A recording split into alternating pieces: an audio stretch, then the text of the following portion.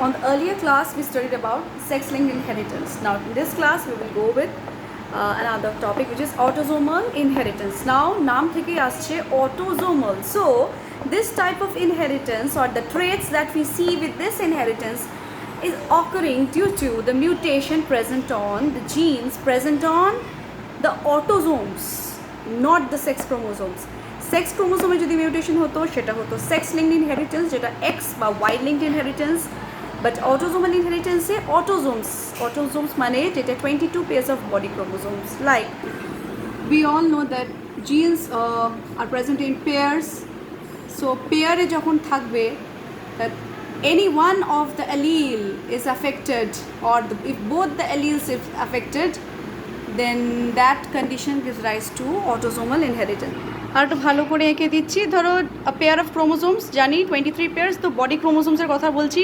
তাহলে পেয়ার্সে থাকে, যদি এর মধ্যে যে কোনো একটা অ্যালিল মিউটেটেড থাকে, for example if this is mutated and if this is okay, this rise to a condition, or if both the alleles are affected, then this gives rise to a condition. So we can see that upon the basis of the affected gene, there can be two types of autosomal inheritance, একটা dominant, একটা recessive. Generally autosomal inheritance এ কি হয়, different কি diseases আমরা দেখতে পাই, like cystic fibrosis, যেখানে লাংসে blockage হয়ে যায়, air passage is not possible, a kind of disease or disorder which is known as albinism, যেখানে স্কিন পিগমেন্টেশন হয়ে ওঠে না, মেলানিন প্রবলেম থাকে, or like brachydactyly মানে যে ফিঙ্গার্স বা লেগসের ডিজিটস বা যেগুলো ফিঙ্গার্স থাকে বা টোজ থাকে, they are shorter in length than the average height of the person. So these are the few diseases, or you can say the disorders which are caused by the autosomal inherited genes. Okay, তো আমরা এই যখন pedigree করব, আমরা এটা কিন্তু denote করব এই জিনোটাইপটা ক্যাপিটাল অর স্মল এ দিয়ে, depending on what is the mutation. Now as I said earlier that autosomal dominant হতে পারে বা autosomal recessive হতে পারে, ফাইন। তো আমরা আগের ক্লাস থেকে নলেজটা নিয়ে আমরা এগোবো। অটোজোমাল ডমিনেন্ট মানে একটা জিন বা একটা অ্যালিল যদি অ্যাফেক্ট হয় তাহলে কিন্তু ডিজিজ কন্ডিশন প্রকট হবে।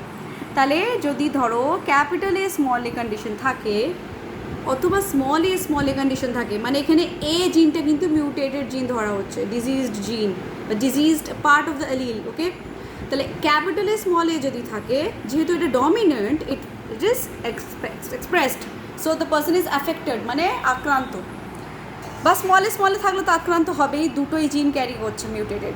নাও প্রচ্ছন্নর ক্ষেত্রে দুটো কেস আসে। প্রচ্ছন্ন মানে recessive, autosomal recessive cases, then there are two conditions. What is the first condition? যদি ক্যাপিটাল অ্যান্ড দ্য স্মল এ, তাহলে এখানে কি দেখছো, প্রচ্ছন্ন মানে রিসেসিভ, তাহলে একটা মিউটেটেড জিন থাকলেও আর একটা কিন্তু ওর ডমিনেন্ট জিন আছে, তাহলে এটার এফেক্টটা মাস্ক করছে, বাট স্টিল কেরিয়ার কন্ডিশনে থাকছে, তাহলে এটা বাহক হচ্ছে, বাট নট গেটিং অ্যাফেক্টেড।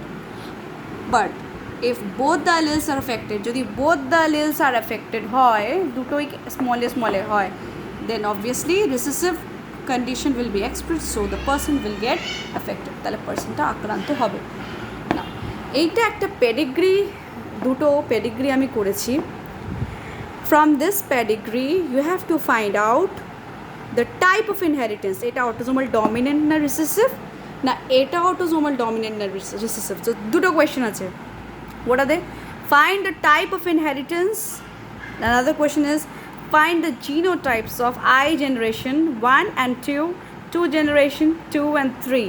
এখানেও দেখো কোয়েশ্চেনটা, find the type of inheritance, find the genotypes of generation I 1 and 2. এটা শুধু দুটোই বার করতে হবে না। আর একটা কথা আমি তোমাদেরকে বলি, how to identify whether it is autosomal or sex linked. একটু প্রিভিয়াস ক্লাসের কথা চিন্তা করো, যখন সেক্স লিঙ্কড হয়, সেক্স লিঙ্কডের মধ্যে দুটো কন্ডিশন থাকে, এক্স আর ওয়াই। তো যে কোনো এক্স লিঙ্কড বা তুমি যদি ওয়াই লিঙ্ক ডিজিজেস লক্ষ্য করো, you will see a sex biasness, একটা বায়াসনেস দেখবে। মানে সেক্স লিঙ্ক ডিজিজে normally if it is X linked, females are will tend to get more affected, they will tend to get affected. Now if it is in case of the Y linked, then males will get more affected, I mean they will be affected only, nobody else other than them. But যদি তুমি অটোজোমালের ক্ষেত্রে যাও, এখানে কিন্তু কোনো sex biasness থাকে না, মানে both females and males can get affected in the normal ratio, ঠিক আছে? এটা হলো ফার্স্ট ডিফারেন্স যেটা তোমরা চিনতে পারবে, একটা সেক্স লিঙ্কড বা অটোজোমাল পেডিগ্রি দেখছো কি না। Now second thing is that whether it is dominant trait or a recessive trait, এটা কি করে জানবে? নাও ডমিনেন্ট হলে একটা কথা মাথায় রাখবে, that the trait or the disease will be expressed in all the generations. যেই রোগটা দেখছো যদি সেটার প্রকারের হয়, তাহলে কিন্তু একটা পেডিগ্রিতে প্রত্যেকটা জেনারেশনে সেই ট্রেটটা এক্সপ্রেস করবে। যদি প্রকারের না হয়, যদি রিসেসিভ হয়, তাহলে যে কোনো একটা জেনারেশন গ্যাপ দেখতে পাবে বা একটা জেনারেশন কেরিয়ার কন্ডিশন দেখতে পাবে। এইটা হলো, these are the hints or these are the clue or these are the ways through which you can identify whether a disease or whether a pedigree is signifying a autosomal or a sex-linked disease, whether it is dominant or whether it is a recessive disease. Now work out and show me. I hope it is clear.